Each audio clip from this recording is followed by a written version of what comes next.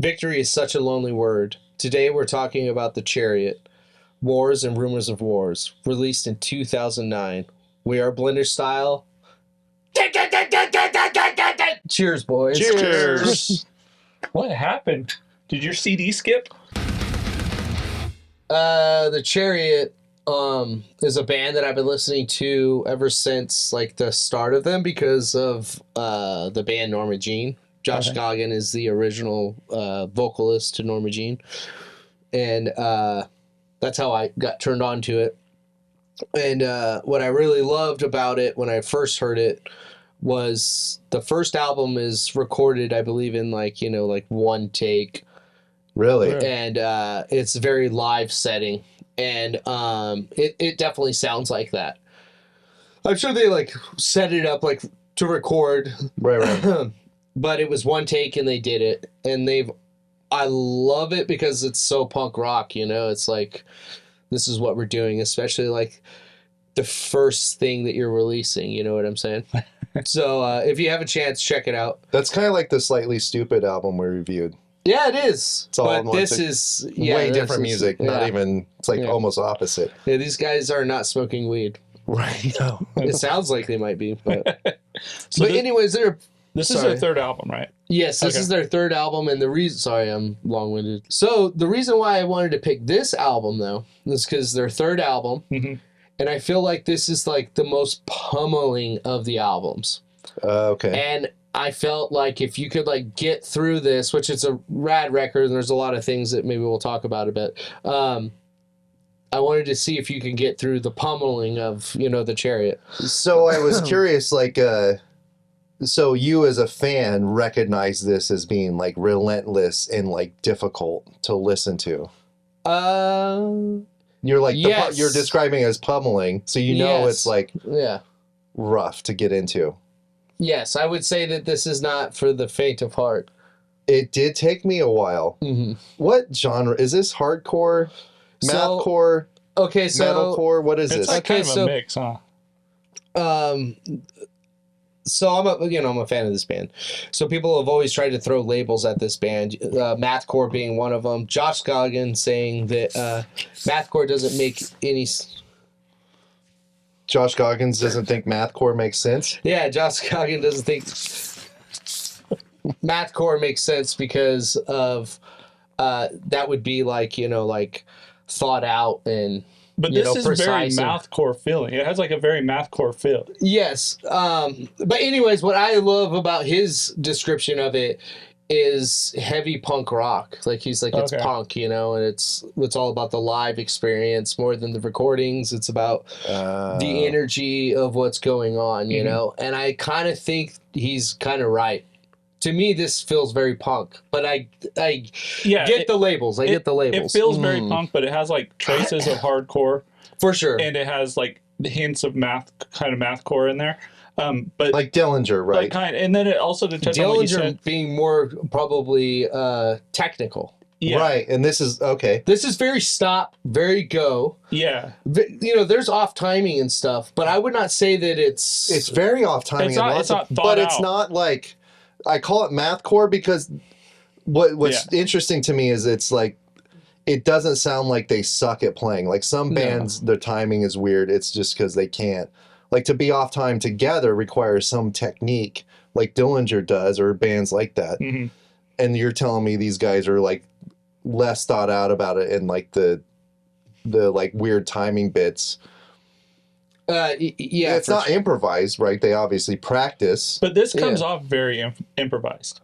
Like, very live. Like, it's an art project. Yeah, very live. It seems like it would be hard to improvise this. It's heavy Velvet Underground. Oh, dude. Me. And heavy Velvet Underground? Yeah, it's very experimental. It's when they slow down and they kind of do those groovy fucking ambient kind of things going on. It catches It gets that jam band vibe. Like, they're just dudes having fun. Yeah, kind of like. I mean, this sounds very serious, though. To me, it doesn't like. I get what you're saying, like having fun. So the Chariot is known to be a live band. They know they're a live band. Oh, let me rephrase it. Not necessarily having fun, but like that. Like it feels live. Yeah. Totally. So I've seen this band 3 times, and Wow. one of the times I saw him here at Jerry's Pizza, and bad venue. I mean, it's great, but it was great to see them in it. It's great, but and like the bass player, which is I saw him on this tour, and they called him Wolf, and like they were jumping on their amps, and at points he was like rocking his amp back and forth, and his bass was in between him and the bass, and it was just. And it just made so much sense and like went, but it was probably just something that he just, it's instantly done. You know like what I mean? Just having fun, instinct, went out there, like, let's screw around and do this, and it came off good. So does you have to see this live for this to make more sense? I don't, I think it brings people to the live show, and that's what they want.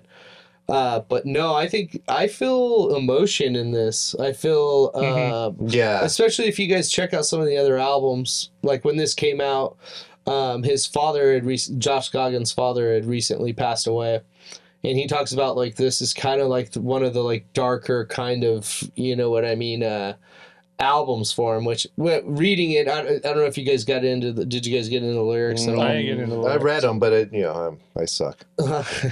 They're actually really awesome. And if you even like, you know, if you get on Spotify or whatever and it like goes with it and stuff, I think you start to break down like what is so good about it, you know what I mean, like the poetic, you have this guy, it's like beatnik stuff, right? It's somebody on a bongo going crazy nuts, and then this guy out there. That makes a lot of sense. Yeah, to me it does. I mean, okay. What do you guys think? I'm sorry. Obviously, I love this band, and well, the vocals were hard for me to get over. It's very shouty, relentless. It doesn't fucking let up a lot of the time. Even when the band lets up, he's still just like shouting and stuff.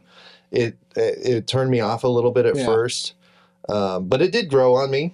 I feel like this is like deeper than it reminds me of like Imperial Triumphant. Like the first time I listened to it, I'm like, what the fuck? Yeah, it's just so much going on. But as I keep listening to it, I like it more. What a comparison. That's cool. And I get more out of it, especially like towards the middle, Abandon, track 7, like when they really kind of like bring it back, like kind of dial it down a little bit. It kind of as an album, it gets like that makes the album interesting. It makes like enduring all the chaos early kind of pay off. Yeah. It's just I still don't know what's going on. See, for me, the vocals are what drew me into this. That's the part that I immediately liked on it. But I kind of feel you, like the vocals are to me the highlight of this.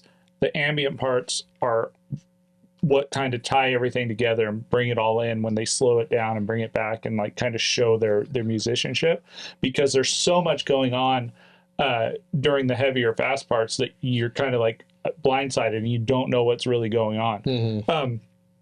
But I also love that there's like this energy to it. Like you said, it feels live even though it's recorded, and you could feel the energy that this band had in the studio doing it. The only issue I have with it is because of the screaming vocals through the whole thing, it gets really samey kind of feeling throughout. Like towards the end of it, you're kind of like, okay, let's like get something different going on. Yeah, and I would like to just say that's kind of why I wanted to say if you like read along with it and you read the words that he's actually saying, he kind of it makes sense that he's screaming. He's kind of like with every like every hit almost in some parts, and you're kind of like, whoa. I don't know. I actually recently discovered this about it. Some parts he's almost like moaning or like it's like a whiner, like not whining, but like it's like it sounds fucked up, and I would kept listening to it because it does, the emotion comes across. Yeah, he's just like putting it all out there, and it's like some things, you know, even though the music's chill and you're screaming about some things, you gotta scream, even though it's like chill, you know, at the top of your lungs. And well, I think if you guys look at some of the lyrics, it makes sense too, because like you just said, even if it's good or happy or whatever, you're yelling and you're screaming. It's almost kind of like he's like kind of making you aware of things. And I think sometimes we need to kind of be yelled at. And I know what it's like to feel like screaming at a wall, right? Yeah. And then finally just like every motherfucker's getting it. Yeah. So I wasn't familiar with this band at all, really. Yeah. And then I caught that he was in Norma Jean. And your brother, Kai, I think, listens to Norma Jean. I think so, yeah. Probably Curtis, too. Maybe. I was like, okay, I'll give that a spin. I remember listening to Norma Jean back in like early 2000. Okay. And I thought it was like, I didn't like it. It was too hardcore back. Like it was too hardcore. Yeah. I listened to it now. I really like it. Yeah. I was like, wow. It's weird how your Especially musical taste changes as you get older. What? You don't go more mellow, you go more hardcore. Yeah. Well, what's cool about this, too, is this project was definitely a passion project for him, because when he quit Norma Jean was about to... Implode? No, get big. Oh, really? Bigger, yeah. Oh, okay. So he kind of like walked away from it in the sense of like, I'm just not really feeling this. I'm going to go do something that I really enjoy. And he's gone on to do other projects after this. Like this band broke up because they were just like, hey, it's like just time to like quit, It's like we've done what we can do. And I really love that. So what I love about this is just really honest, but what do you hate about it? Well, hold on. I want to touch about your passion project thing real quick, because I mean, it proves it, because they hand stamped the first 25,000 of these album or CDs, and then and signed, autographed all of them. The person that, because they each did, I believe it was 500. Yeah, 5,000. But they each did 5,000. Yeah, sorry. Yeah, they did 5,000. You can't do math. Yeah, I know. Common Core. But is that what the genre is? Common Core? Yeah, it's not mathcore. It's Common Core. But that's what I love about it. They stamp these CDs. I have one of them. You sent a picture of it. Yeah, and, that was so Wolf cool. Is the one that, and the first they did 300 of them that are red, so they were the pre-order ones. Yeah, and just the fact that even 25,000 records that people, I think is... Well, I think it's cool when that's a band a shitload. has... Like, I think it's cool when a band puts that much dedication into their craft, where they do something... I love it, for the people that support them, for one, but also when they add extra little things like it, like the album or the song titles, there's a hidden message in the song titles. Oh, that's right, yeah. Thank you, Casey. Yeah, I mean, just little things like that. Like whenever you guys did your albums back in the day, or 9 Inch Nails. The end is Nigh. Yeah, near, and well, Nigh. No, the end is Nigh, and so am I. Nigh meaning near. Yeah. So, but yeah, like math, these little things, like when 9 Inch Nails did the Halo thing on every one of their albums, there was a different Halo version or whatever. Just little tiny Easter eggs like that make it cool. And then also, this was the only release with Dan Vokey and Bryan Russell on guitars. Yeah. Which is kind of weird, because they have kind of a rotating door of members. It seems like there's like a ton of members. When I went through there, I was like, oh. You asked what we hate about this? Yeah.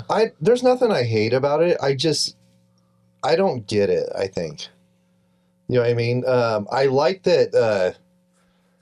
I feel like you're saying, there's hidden things in this. I think even in his like lyrics, there's like stuff kind of, and his delivery and things like that as well. Yeah, I definitely think you guys should check out the lyrics, and I think maybe check out the Fiance, which came, I believe it came before this one, which is their second record. And I think you might appreciate that one a little more. I think that's probably my favorite record by them. But I just wanted to give this pummeling... I mean, don't get me wrong, a lot of it is like this. But those breakdown little parts that you guys are talking about, and the more little melodic parts that come through, they come through in later albums after this, and the two albums before this. But I'm sorry, Casey? Yeah, no, there was, like Matt said, there wasn't anything that I hated about this. I think I got it. I feel like I got it. I would like to go back and read the lyrics, like you said. I didn't get a chance to do it. I think you'll like them. Because I read them, I just didn't like think about, you know what I mean? I suck at I mean, I'm just saying, like, I guess everything kind of does make sense within this, right? It's an art piece. Like, this album is an art piece, so you would look at everything to get the art piece because every album by them is an art piece. Like you don't go like in Vacation, the movie Vacation, where he goes to see the Grand Canyon. He's like, oh yeah, and you leave. yeah, you take it in. You take it in. So that's what this. Okay, that's. To me, that's what this is. Yes. Well, and it feels like that. Like that, very much so. It feels like it. Like there's a lot of like care. You can tell. I also wanted to pick this because Casey has said this numerous times that I don't like music that changes a lot, and I think this kind of changes. Like music that changes. It's been brought up, but I wanted to say that. Anyways, I was more talking about when they throw in like weird techno-y vibes with it, not just weird change-ups. When they have first of all, you said techno, of course, multi-genre. We're getting all techno from now on. All techno, all the time.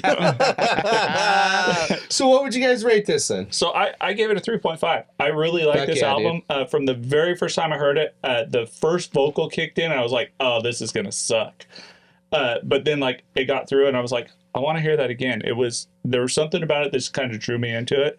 I'm with you. I think if I listened or read the vocals while I listened to it, it'd probably go up more once I understood the meaning of the songs a little more. But other than that, I love it. I love the ambient parts. I love all the little intricacies that they have and the change ups and shit. It makes it really cool. It's a fun listen. Well, yeah. I think I tend to agree with you, Casey. Yes. I also give it a 3.5 out of 5. Oh my gosh. That's not great. It's good. No, I think a 3.5 is a great... 3.5 is good. Real good. Yeah. Good. I'll listen to it again. Is great. That I thought, you pick stuff sometimes and... You're like, oh, this is close to my heart. And these guys are going to shit on it. This kind of opened my eyes to similar music to this. Like I got into Norma Jean. I want to talk to you guys about this afterwards. I finally listened to Converge. Yeah. Oh man. Been missing out on some shit here. What did you listen to? The first one, Jane Doe. Or not the first one. Yeah. But Jane Doe is the one, yeah. The masterpiece, they say. That's not my favorite. Anyway, I don't mean to go on a tangent. Yeah, sorry. And I agree with what you were saying, Casey, is it like kind of demands your to listen to it. I'd listen to it and go, that was weird. And listen to it again, I'm like, got more out of it. Yeah. Every time I listened to it, I would get more out of it.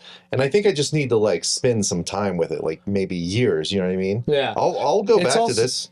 Yeah, you wouldn't like listen to this on a...